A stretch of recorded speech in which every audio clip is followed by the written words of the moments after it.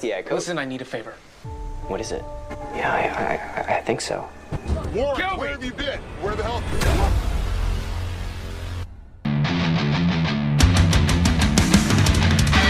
Halo Sinapsis, dimanapun kalian berada, bagaimana kabarnya? Si Joni aman. Setelah beberapa minggu saya vakum dari dunia barbar, kini saya kembali dengan menceritakan sebuah film yang berjudul Sinister Seduction tahun 2019, yang saya yakini film ini akan kembali membangkitkan sensasi yang sudah lama terpendam dalam diri Anda. Maka langsung saja jauhi keramaian, gunakan handsfree, simetriskan posisi rebahan, selamat menonton dan intronya.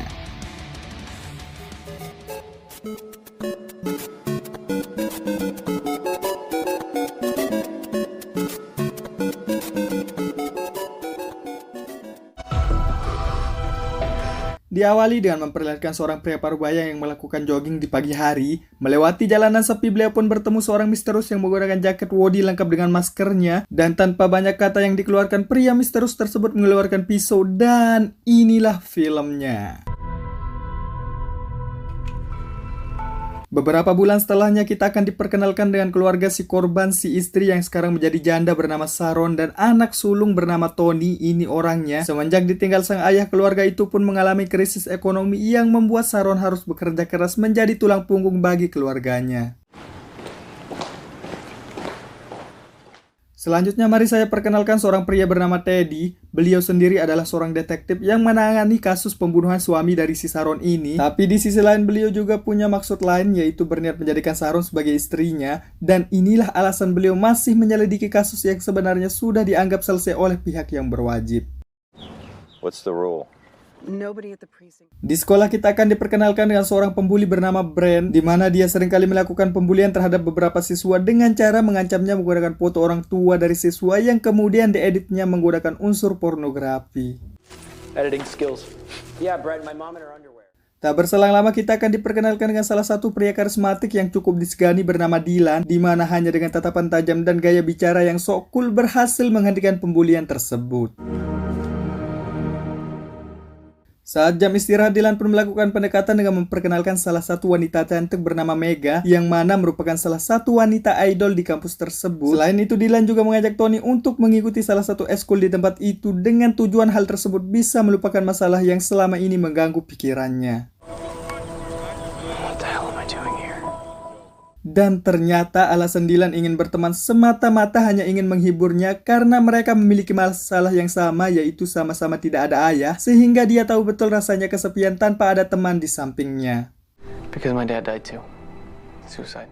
Sepulangnya dari sana, Tony pun meminta izin ke ibunya untuk mengadakan pesta yang tentu itu pun direspon baik oleh si ibu, di mana si ibu yang melihat perubahan dari sifat anaknya pun merasa senang akibat dampak positif yang diberikan Dylan kepadanya. Di tengah pesta berlangsung, Dylan pun minta izin ke toilet dan secara mencurigakan dia pun masuk ke sebuah kamar, sehingga hal tersebut pun sempat mengejutkan Sharon yang melihatnya. Dylan? Demi mencegah kecurigaan dari ibu temannya itu, Dylan pun beralasan salah jalan dan menceritakan sebuah kisah sedih tentang dirinya yang sama-sama kehilangan sesosok ayah seperti Tony anaknya. Be sad. Karena kedekatannya dengan keluarga Sharon, Dylan pun dipercayai untuk membeli sebuah rumah yang dihadiahkan oleh mantan suaminya dulu, di mana rumah tersebut dianggapnya kesialan, sehingga dengan menjualnya mungkin akan mengembalikan keharmonisan keluarganya. As a surprise for Anthony and I. Setelah itu di sekolah, Dylan pun memberi peringatan kepada Brent untuk jangan pernah lagi mengganggu Tony jika tidak ingin berurusan dengannya. Menggunakan gaya sok cool dan gaya bicara seperti preman kampung pun berhasil menurunkan nyali dari Brent. Unlike you. Kembali ke rumah, Sharon pun dikejutkan dengan keberadaan Dylan di rumahnya, di mana pada saat itu beliau hanya menggunakan daleman yang saya yakini mungkin hal tersebut adalah momen kesukaan kalian, termasuk saya juga mengulang adegan tersebut beberapa kali biar lebih abdol, di mana dengan alasan Tony memperbolehkan dia menunggunya di dalam sehingga mengurangi kecurigaan dari si Sharon.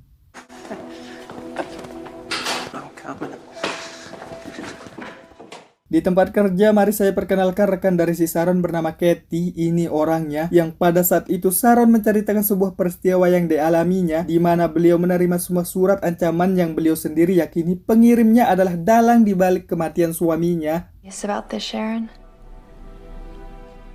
Di sisi lain, Tony pun berhasil masuk ke tim inti karena usaha kerasnya, dan untuk merayakan hal tersebut, Dylan pun menyarankan Tony melakukan kencan pertamanya bersama gadis yang disukainya. It's simple, man. Alright? Go. Go. Sebagai sahabat yang baik, Dylan pun memfasilitasi Tony dengan meminjamkan mobil mewahnya dengan syarat Tony tidak boleh pulang sebelum bensin mobil itu habis, sementara dia sendiri akan menunggunya di rumah Tony sampai kencan itu selesai. I graduated. I don't have to ever do homework again. Selama Tony masih disibukkan dengan kencannya, Dylan pun mengambil keuntungan dari situasi itu. Bermodal senyum cool yang dimilikinya, dia pun menerobos ke kamar mandi yang pada saat itu Sharon tengah berada di dalamnya. Tapi anehnya, Sharon pun hanya pasrah menerima perlakuan dari Dylan kepadanya. Anjir nggak tuh? Dylan? Tell us what went on. Yeah, so we get to this burger place. Of course, it's my... Selanjutnya Dylan pun pulang ke rumah aslinya, dan inilah sosok asli dari Dylan yang sebenarnya bukan orang kaya, melainkan orang biasa yang tinggal di sebuah gubuk dengan seorang pamannya, yang mana sebenarnya dia berpura-pura kaya dengan alasan yang akan saya jelaskan sepanjang video ini berjalan. Bukan hanya itu, bahkan dialah dalang di balik surat ancaman yang diterima Sharon waktu itu. Keesokan paginya, Brian pun memperingati Meghan untuk lebih berhati-hati dengan Dylan karena di mana dia mengetahui satu kebenaran tentang Dylan yang sebenarnya adalah seorang psikopat gila. Entah dari mana dia mengetahuinya, tapi yang jelas dia bisa membuktikan apa yang diucapkannya kala itu. Believe me, I can prove it to you. Bukan hanya itu, Brian pun secara terang-terangan mengasumsikan pendapatnya secara langsung ke orangnya, di mana Dylan yang mendengarnya pun tetap sok cool dan bertingkah biasa saja di depannya. Questions asked, but he can't ignore actual information. Yeah, go. Listen, I need a favor. What is it? Dengan meminta persetujuan dari Tony, Dylan pun kembali menemui Brian yang pada saat itu tengah melakukan latihan, dan tanpa banyak berkata, Dylan pun memberikan sedikit pelajaran berupa sebuah pukulan keras yang mengarah ke pemuaknya. Warren, what happened to your arm? Karena kasus tersebut, Sharon pun dipanggil ke kampus yang dimana pada saat itu Tony dan Dylan sedang dimintai penjelasan dengan alasan kebohongan yang mengatakan bahwa sebelumnya dia melihat Brian tengah menodongkan pisau kepadanya, sehingga Dylan pun melakukan hal tersebut hanya untuk melindungi temannya. Anthony, is that true?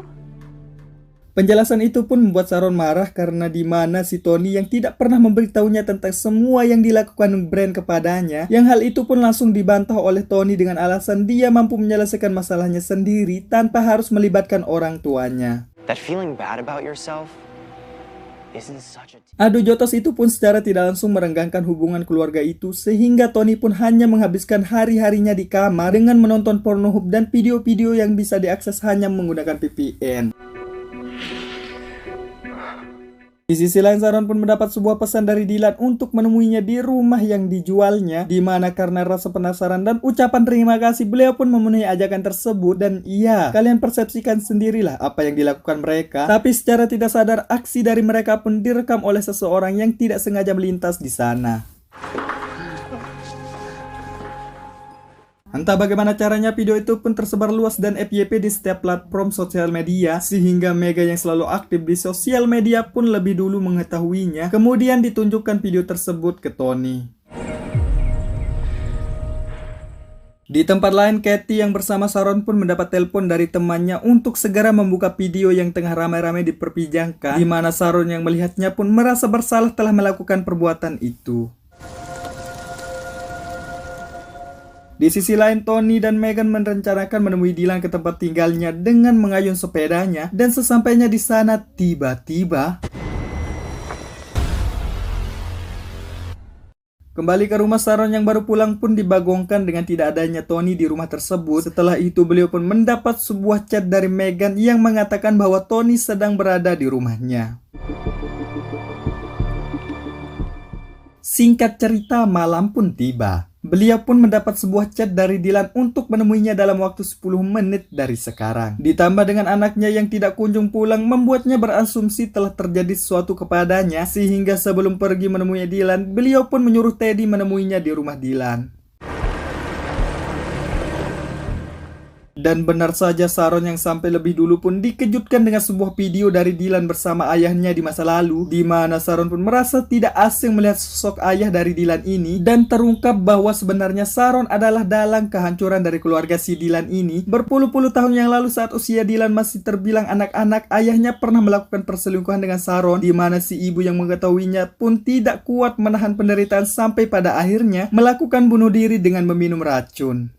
Dan beberapa hari setelah kematian ibunya, si ayah pun ditemukan tewas dengan memotong tangannya sendiri di kamar mandi, di mana kehancuran keluarganya pun membangkitkan jiwa-jiwa psikopat demi balas dendam kepada orang-orang yang telah menghancurkan keluarganya. Setelah berhasil membunuh suami dari Sharon beberapa bulan yang lalu, Dylan pun menyuruh Sharon melakukan adegan yang sama seperti yang dilakukan ayahnya dulu, yaitu menyuruhnya bunuh diri menggunakan pisau yang digunakan ayahnya dulu. Tapi bukannya menuruti apa yang diperintahkan, Sharon pun berhasil menancapkan pisau ke kakinya Dylan, sehingga dia pun berhasil keluar dari rumah itu. Bersamaan dengan itu, Teddy yang ditelepon sebelumnya pun datang. He's gone. Mengetahui anaknya dalam bahaya, Sharon pun melacak keberadaan Tony melalui GPS yang tertanam di dalam ponselnya, di mana tempatnya tidak terlalu jauh dari tempatnya berada saat ini. Why is Dylan doing this to us?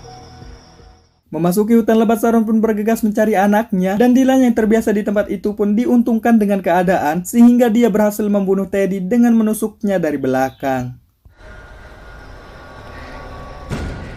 Setelah berhasil menemukan anaknya, Sharon harus dihadapkan dengan Dylan yang siap melepaskan tembakan kepada mereka, dan tiba-tiba tidak menyia-nyiakan kesempatan, Sharon yang melihatnya pun berhasil merebut pistol dan melumpuhkan Dylan, sehingga mereka semua pun terselamatkan.